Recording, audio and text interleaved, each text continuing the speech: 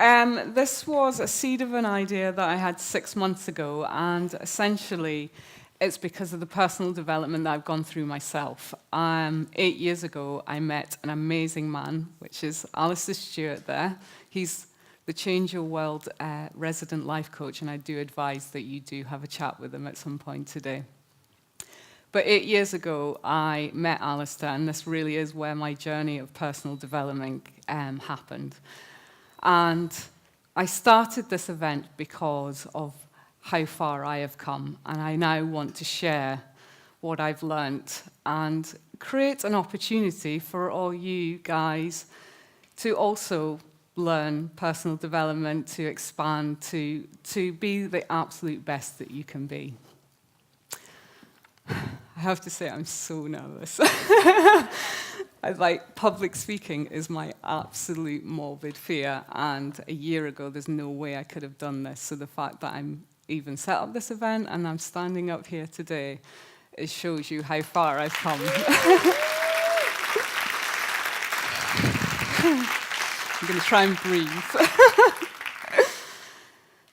So this is such an exciting day for me. As Pete said, it's something I've been working on for the last 6 months. And it's significant because I can finally see my dream come alive. And I really hope it's going to be a significant day for you guys also. Like I said, I am so passionate about personal development because of what it has done for me.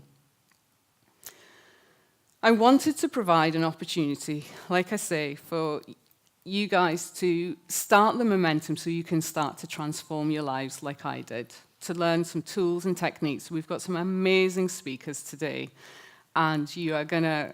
It's always one, isn't there? So yeah, learn the tools and techniques so that you can implement them into your lives as well, and just live a happier, healthier life, because seriously, that's what we all want, isn't it? But deep down,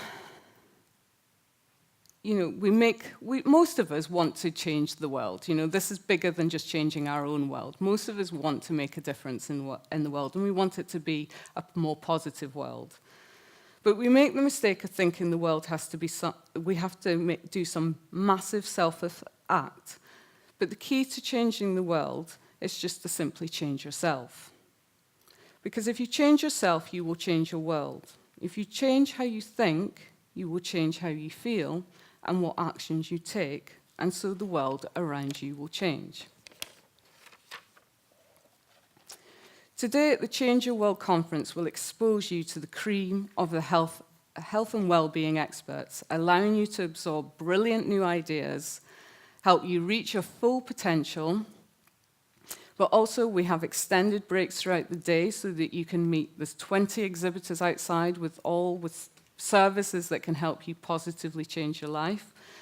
We have the networking, and I really want today to create a ripple effect. This isn't just about, like Pete said, turning up and going, oh, that was a wonderful day. It's about creating a ripple effect of what can happen from this point on. I want to leave a legacy and create something, and I can't do that on my own, and I need the help of you guys.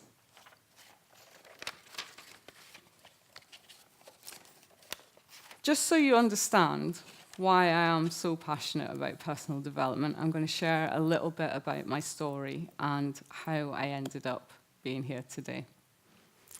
So I mentioned that dates are significant, well, to me anyway, and, again, today I hope will be significant. But the first of many significant dates in my life was the 9th of August, 1999. My dad had been in hospital just for routine tests that wasn't anything to be concerned about. And me and my brother, my sister, my mum, we all arrived at the hospital, and we were sat down by the consultant and told quite bluntly my dad had cancer and he had weeks to live. 6 weeks later, my dad passed away. That was the first of many life lessons.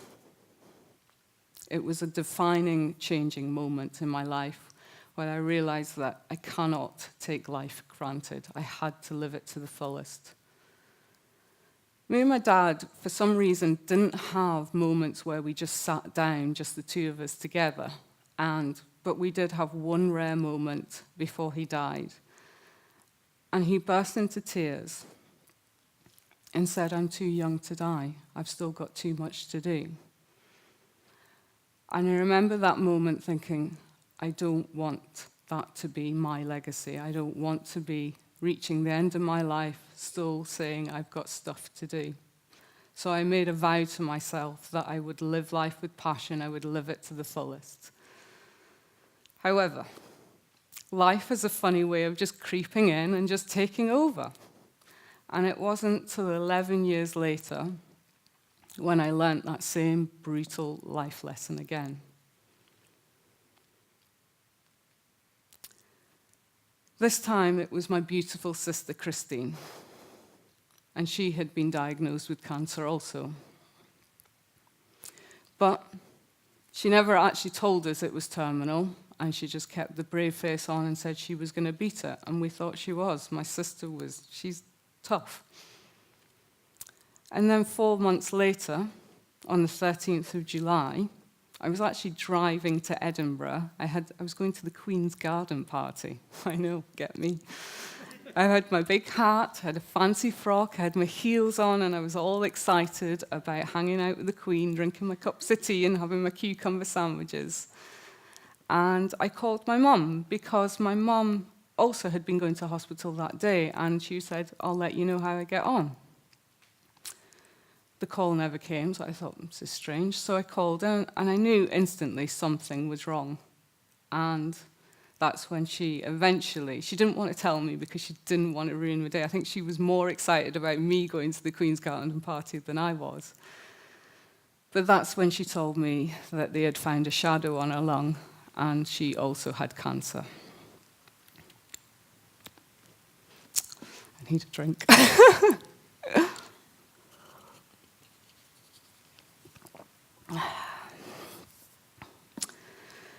So in that split second, my whole life had just been turned upside down again.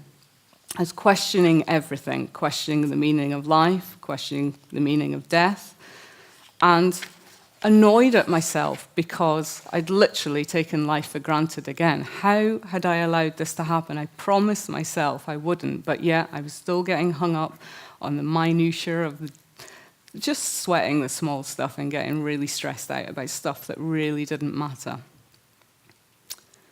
I watched the disease ravish my mum's body, taking away her beautiful looks and smile. 12 months later, she passed away, and I cannot tell you how painful that experience is. In the midst of all this, whilst caring for my mum, I also split up with my boyfriend. We had a house together, so that meant selling up, all the stress that goes with moving, but the biggest challenge I was facing was that I was to become a full-time carer and guardian for my disabled sister, Shelley. Now, my gorgeous sister, Shelley, she's a year older than me, and she had been born, she was given too much oxygen at birth, and she was basically left brain damaged. Now, I always knew that I would look after her. It was just something, when mum and dad were to go, I just knew that I would be the one to take care of her. But I just always had imagined that she would slot into my family life. I'd be married, I'd have my own kids, and, she'd just slot in, and that would be it. But that wasn't my circumstances.